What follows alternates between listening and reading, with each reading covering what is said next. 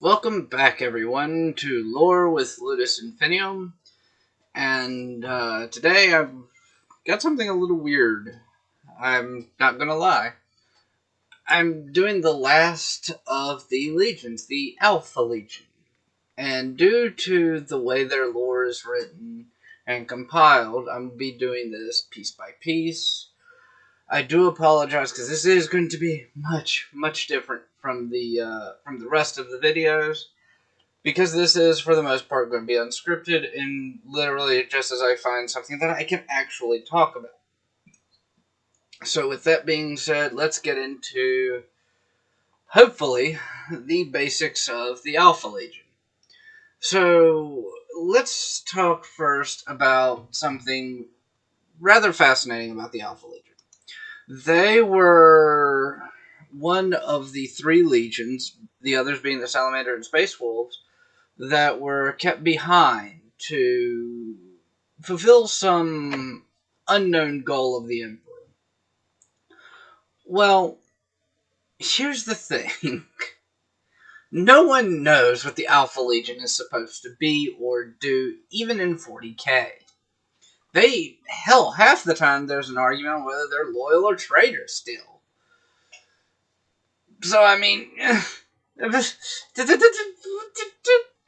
However, there were some interesting discrepancies and interesting minor facts in the early lore. So I am going to do like I always do, and I'm going to start off with Unification Wars and the Great Crusade, move into the Horus Heresy, and then move on into Post Heresy. But again, I really hope there's enough for at least a 10-minute video. We'll see. So, in the case of the Alpha Legion, something that was kind of interesting is that there's no real known reason as to why they were kept secret, and they were also kept behind when other legions started getting expeditionary fleets. There are rumored to only be around 1 to 3,000 legionnaires. Out of all of the rumors, though, there was one that piqued my interest. Maybe, just maybe, they were the template for what would later become the Legio Custodes. And not necessarily saying the Alpha Legion are the Custodes, because Custodes are still, from what I remember, considerably bigger than Astartes, but maybe they were used as kind of like okay, let's build off of them, which doesn't really seem likely, because Custodes aren't that sneaky. I mean, well, that's not true. There has been some kind of outlandish bullshit that Custodes have done. Maybe. Another Alpha Legion sneakiness thing happening here. There would be instances of Legionnaires operating either with no markings whatsoever as far as their armor is concerned, or under the implication that they weren't attached to any Legion, or, and I love the idea of this, they would wear the colors of another legion in that area. And they would be usually of a covert nature. Usually like assassination, stealing shit, sabotaging the enemy, stuff like that. And these were done anywhere from the front lines to compliant worlds, very far behind the front line. And they were not known to leave witnesses. Now, here's why I think this is funny. Imagine this happening in Space Wolf area. Or better yet, World Eater. Well, at the time, Warhound area. And all of a sudden, they're just some, like, random Warhounds or Space Wolves or... Hell, I don't know, Luna Wolves, it could work. Luna Wolves could work. Death Guard. Death Guard or Dusk Raiders. Death Guard Dusk Raiders. Space Wolves. Or the... can't remember what the last one I said was now. Oh, World Eaters Warhounds. And all of a sudden, just like a handful of them decide to get sneaky and start assassinating. It's like, And for anyone who has watched Arch Warhammer's War for Armageddon series will understand this joke. And if not, go watch it and then you'll get the joke. This would be about the same time that orcs developed snipers. Anyway. So, yeah, that was apparently a thing, is that they would go and disguise themselves, or not even fucking bother sometimes, as other legions and do sneaky stuff. And again, if you want something kind of a funny image, think Warhounds. Okay. Next thing I'm going to talk about, involving the 20th and the Unification Wars / Great Crusade. Actually, now we're in the Great Crusade. Is the Rangdan or Rangdan or whatever the hell, the Xenocides. And this is going to be either some bad writing or something very interesting. Either a lie told or perhaps a bit of foreshadowing. A representative of the 20th Legions during the Xenocides, because I'm not even going to try to pronounce the first part, appeared before the Lion and identified themselves as Alfarius. By the way, at this point, to all Imperial records, and this Legionnaire said, but let's take that at face value, no matter what this Legionnaire said, it was probably a fucking lie, that the Primarch of the 20th had not been found yet, and was going by Alfarius.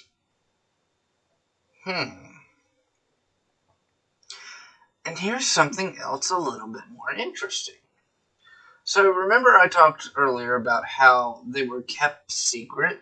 And these guys were kept secret longer than any other. But they end up getting replaced, kind of, sort of, by groups that, like the Custodes, the Assassinorum, and other groups that tended to act in a bit of secrecy. Well, here's something I find a little fascinating. This Alfarius, don't know if it's the real one, don't know if it's not the real one, but this one, at least. The reason he offered aid to the Lion was in the hope that the Lion would be made War Master, instead of someone like Gilliman specifically, because of the way they waged war. Now, I want to address this a little bit, because what this really is that they're not really even acknowledging Horus could be War Master. So maybe there was a point when maybe that was up in the air. This is an interesting look at that. That there was a look at the Lion, or maybe even Gilliman for it, who both actually would have been really good choices, but not like Horus. And this kind of fascinated me a little bit. So, before the Horus Heresy, there were some concerns, for obvious reasons, of the Alpha Legion, both from the Imperial Court and from Horus. Whether they could really control the Alpha Legion. Hint, no, they couldn't. Neither one could, honestly. And they also had a unique ability to piss off many other people that weren't them. For instance, when the Alpha Legion would go to serve alongside other legions, the legionnaires would refer to themselves as Alfarius. And there's really no known reason as to why, whether it was to hide their numbers, to just screw with people, whatever. It just didn't, no one knows, really. And so, yeah, they had an interesting habit of, quite frankly, pissing people off. However, here is something rather juicy. The battle on Testra Prime, where the Alpha Legion, showing a bit of, I would say a little bit of hubris, but well-deserved hubris at least, decided to let the enemy fortify themselves instead of saying, no, we're going to kill them right now. No, they gave them the opportunity. So the enemy dug in, fortified themselves really well, and in the period of about a week, took 90% casualties. And here's the juicy bit. So, when asked, why would you do that instead of taking, why would you let them do that and just essentially toy with them instead of just go ahead and getting it over with? Alfarius responds with, it would have been too easy. And this makes me like Alfarius just a little bit more. It makes me where I can't wait to do his short-ass video. There's as little information as I'm finding about the Alpha Legion. There's probably going to be less for him. Anyway, and what is actually really funny about this, out of all the Primarchs, most of them hated it. Who really hated it the most? Captain Blueberry himself, Gilliman. Gilliman was particularly pissed about this because it was cruel and it was a waste of resources. And the Alpha Legion just did not care. They're like, okay, you do you, and you can piss right off too. We don't care. So, the Alpha Legion are kind of snarky, apparently. So, I'm going to touch on this hopefully really quickly. The two Primarchs, Alfarius and Omegon, were presented by a group called the Cabal, a vision on what would happen to the Imperium. Whether if the Emperor won, the Imperium of Man would it would be an embattled war with chaos until its eventual fall because of chaos. If Horus won, after a few decades, Horus would end up essentially destroying both chaos and humanity. So the Primarchs decided they would join Horus, because at least it would kill chaos. I mean, at what cost? But hey, whatever. So, it's rumored, and this is one of the arguments, that they're actually loyal and they're doing it because this is what the Emperor would want. Eventually bringing about the destruction of chaos. So, something that's interesting is one of their present battle cries for the Emperor is usually seen as mocking or belittling or just being the snarky little shits they've always been. But in reality, it could be they are honestly doing what they do because of their loyalty to the Emperor.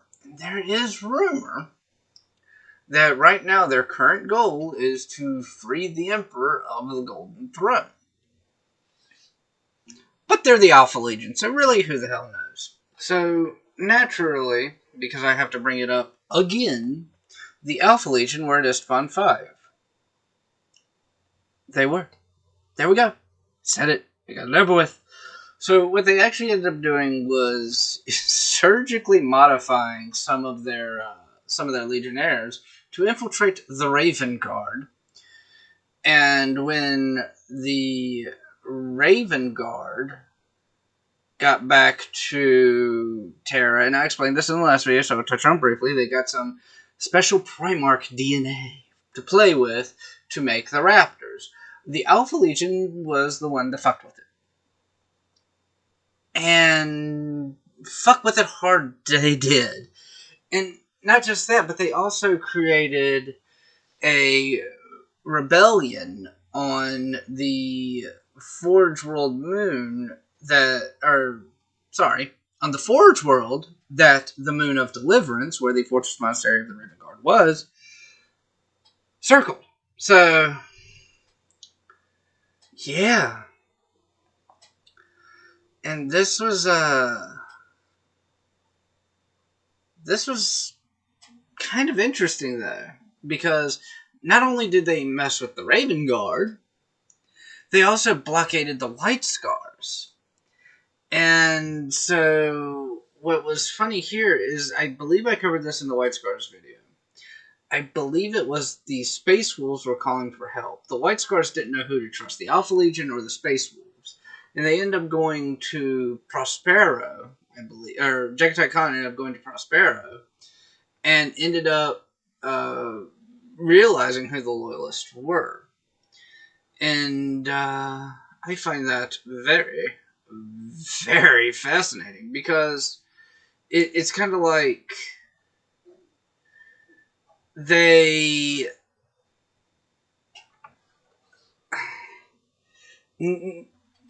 The White Scars and the Alpha Legion kind of had a similar problem with each other at this point.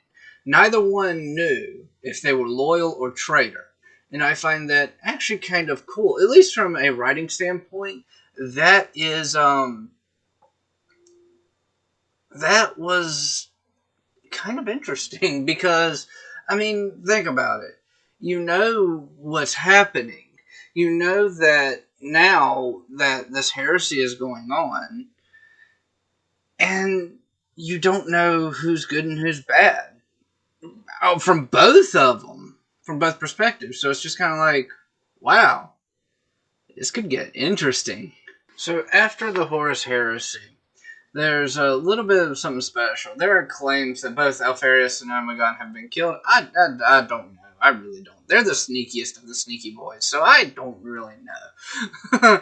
I'm not going to make that claim, and I'm not going to really entertain them, because supposedly Gilliman killed one of them. And no one knows if it's true or not. If Gilliman didn't know, then no one fucking knows. I'm sorry. But what is interesting is, out of all the traitor legions, the one that stays the hell away from the Eye of Terror and does not reside in the war is the Alpha Legion. They just roam around in war bands and kind of sow some, hilariously, chaos. What is funny, though, is of all the groups that hate them, the ones that have the largest and most throbbing of hate boners is the Inquisition. Thinking of the Space Wolves right now. But no. So the Inquisition hates them very, very much. But, interestingly, there are 3 times brought up in the 31st millennium, 32nd millennium, and the 39th millennium, where the High Lords of Terra have believed that the Alpha Legion was wiped out, only to be sorely disappointed. So, these guys, this is why I also don't know and don't really believe that Alpharius and Omegon have both been killed. Because if you think the entire Legion is wiped out and they just come back, I mean, why can't the Primarch do it too? Just saying. Primarchs do it too. So, with all that being said, because that was really, I actually got a lot more than I thought I would. But with all that being said, I hope you enjoyed this kind of piecemeal lore video. If you want to support the channel, there's always a link to Patreon and Streamlabs in the description. If you want to support the channel but cannot donate, there's always, you can subscribe, leave a like, leave a comment, hit the notification bell, all the stuff that YouTube wants to do, because it helps out smaller channels like mine, because YouTube won't do it themselves.